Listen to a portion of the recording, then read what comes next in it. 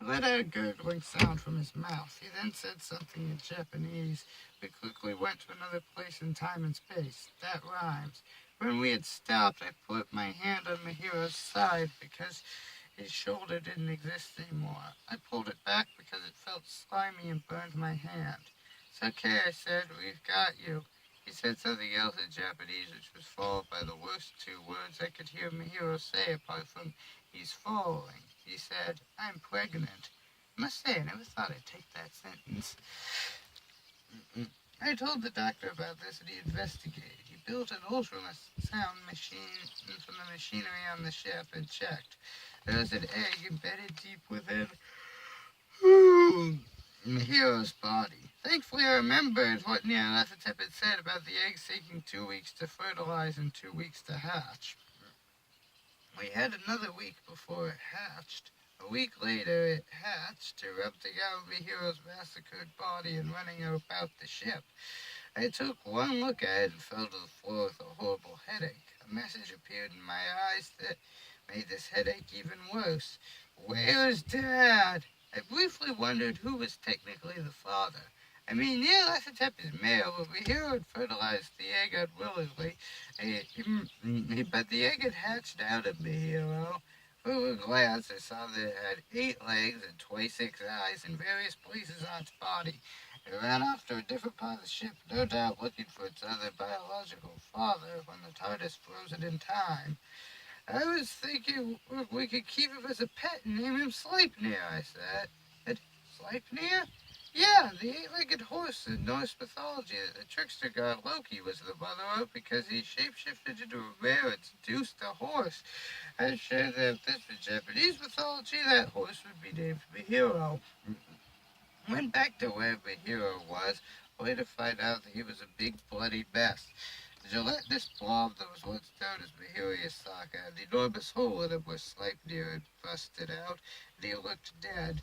Me and the doctor had a brief conversation about how short-sighted Nyarlathotep had been, and how hopefully he was so embarrassed he wouldn't try to produce young anymore. When the grotesque piece of slimy broth that was Mihiro suddenly recombined, Mihiro was sitting there, clothed again in his suit and tie. Cope, he started, but then changed it to kill me. Mihiro, you're alive, I said. Yes, and I don't want to be. What happened to you? Oh, I asked. He panted and gasped for a few seconds. And before screaming loudly, every time I die, and I come back to life 5 minutes later, I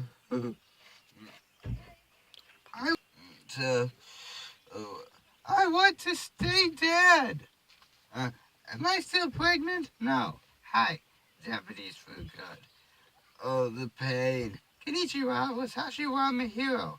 Watashi wa toa nishinu. Hello, my name is Mihiro. I want to die permanently. Let's Google Translate.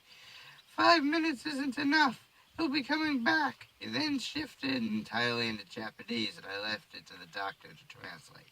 He reported back to me. It's been terrible.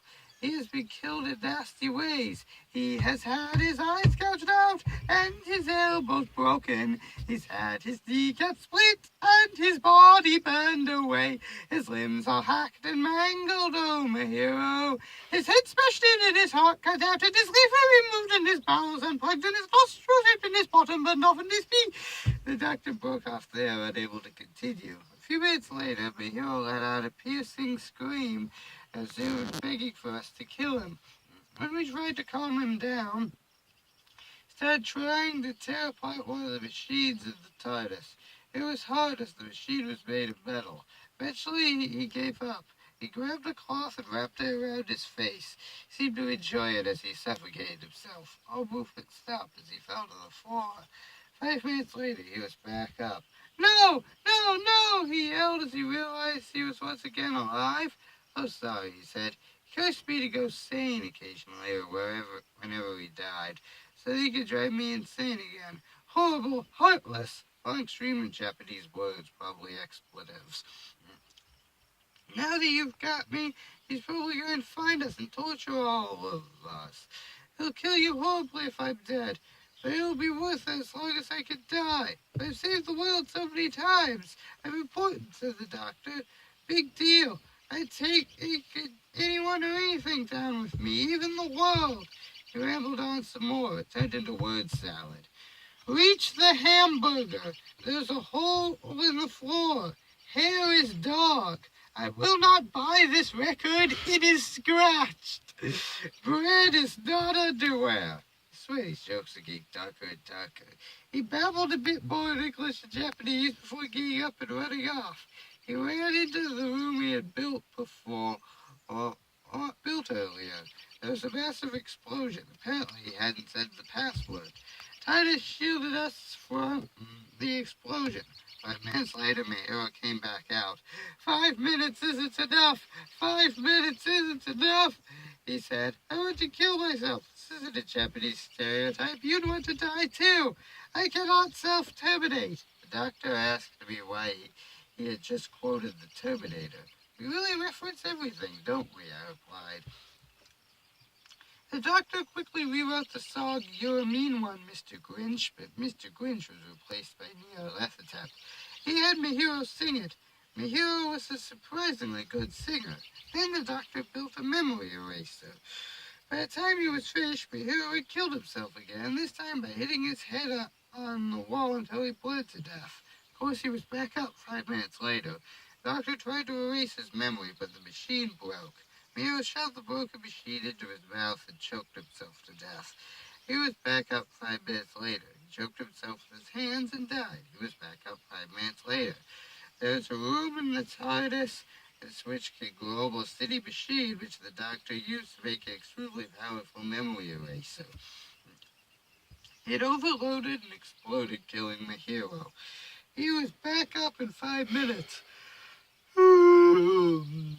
Mayhero tried suicide in other ways, from jumping into space to flying into a star to being thrown into a black hole, but they all didn't work.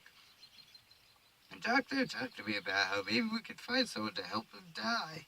What, like a reverse Make-A-Wish Foundation? I don't think that would look good on our flyers. The TARDIS read his mind one day and flipped out too. Started making machines to try to kill Mayhero. None of them worked. He tried crushing, electrocution, freezing, burning, drowning, hanging, poison, and even starvation and death from thirst. None of these worked. If my child was an orphan, I would be so happy, I heard Mayhero say one day. I pointed out that he would only be happy just before his son was an orphan, not while. Finally, Mayhero started blabbering about a true solution. He went, I had a hunch where this was going. I also had a hunch when this was going. He went back to Earth. We were in Mayhero's home city again. The year was 1993. He went and got rid of his mother before she had him. He disappeared, never having lived at all. After 5 minutes, he appeared again, this time holding a sign that said, Nice try, losers. Not even never having lived could kill him. Mayhero let out a scream of utter anguish. He ran back into the TARDIS and disappeared. A moment later, he returned without the TARDIS. Nyarlathotep was carrying him.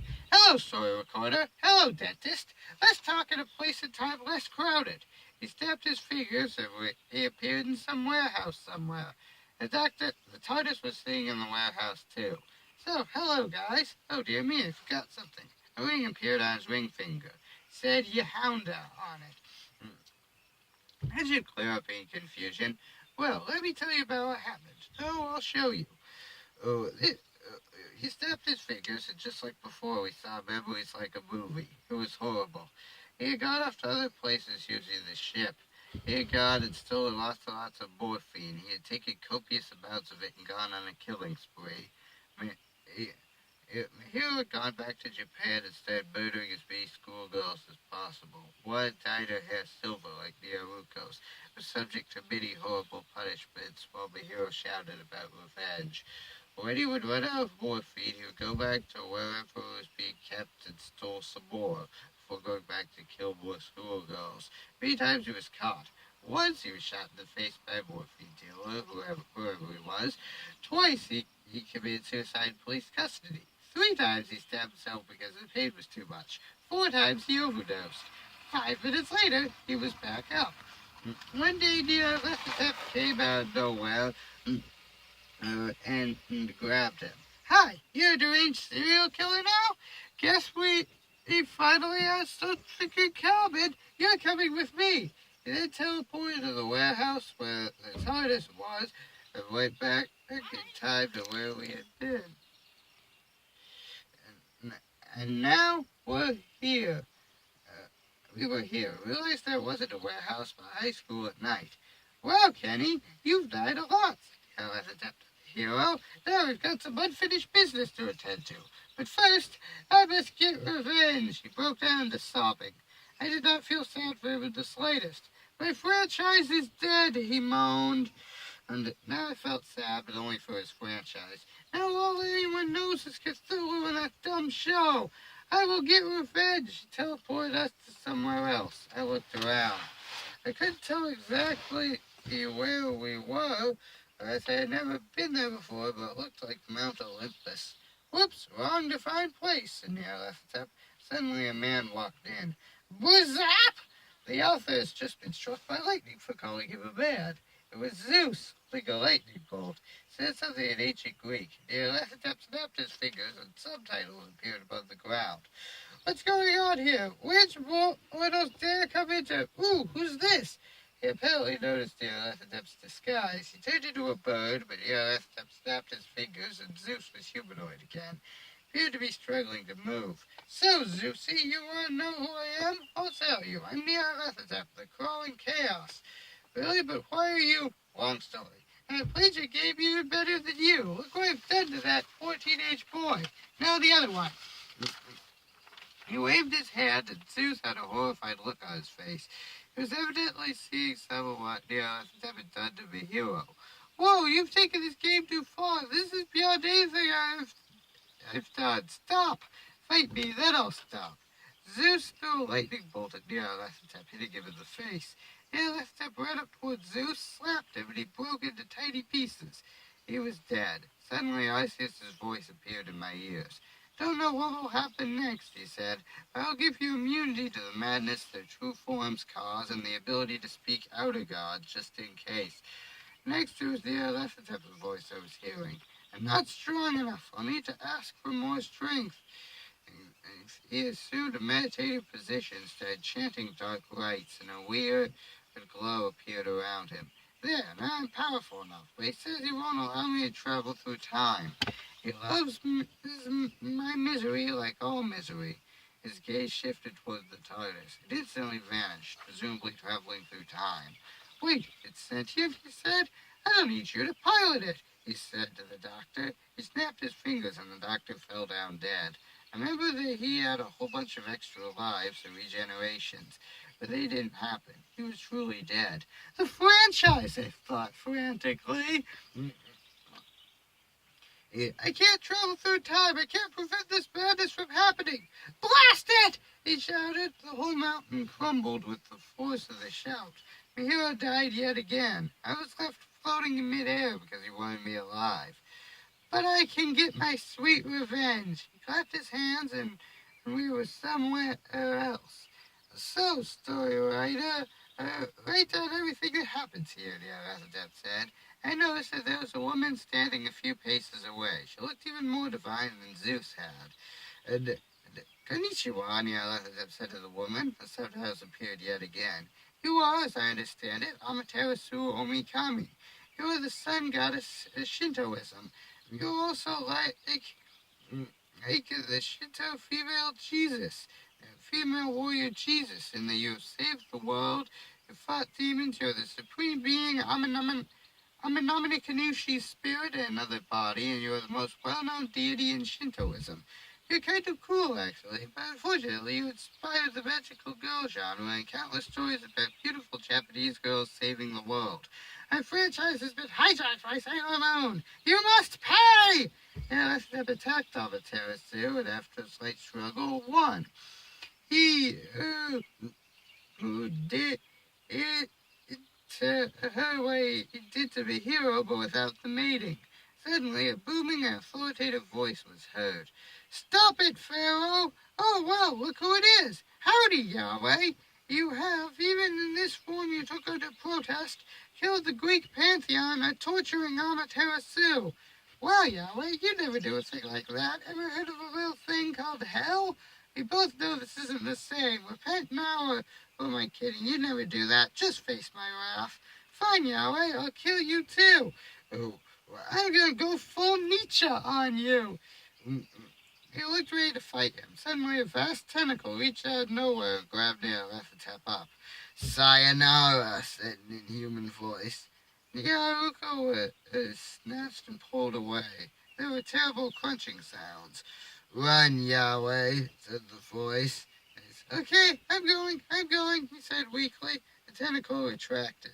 Yahweh, I said, please call me God. God? You exist? Yes, I do. Why do you still allow suffering? I can't help it. I'm not omnipotent. For 3,000 years I tried to help people. It just resulted in more deaths. I had quite the temper back then. I posed ludicrous challenges upon myself. I only showed myself to one person at a time. Well, I'm the world's most worshipped deity by far. I consider that a success. You're not omnipotent? No, not even Arceus is, and he's far above me.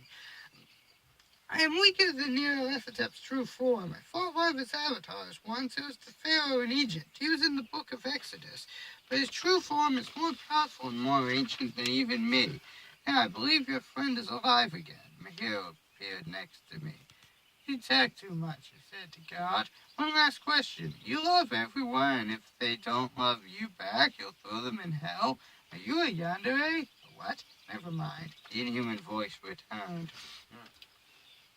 Get out of here, Yahweh, or I'll make you choke on an apple worse than the one that doomed humanity. God's voice didn't speak again. Everything dissolved around me. We were in a strange world where everything was incomprehensible and eldritch. The hero screamed instantly and went insane. Well, more insane. I saw a horrible monster of tentacles and hands standing over me. Hi, I'm the real Nyarlathotep. Have you recorded my story? Before I could answer, another abomination appeared. Nyarlathotep, darling, is it really over? Yes, indeed, you hound. I decommissioned that avatar because she was annoying me. One teenage boy was such a problem. I didn't know if he was talking about Mahiro or me.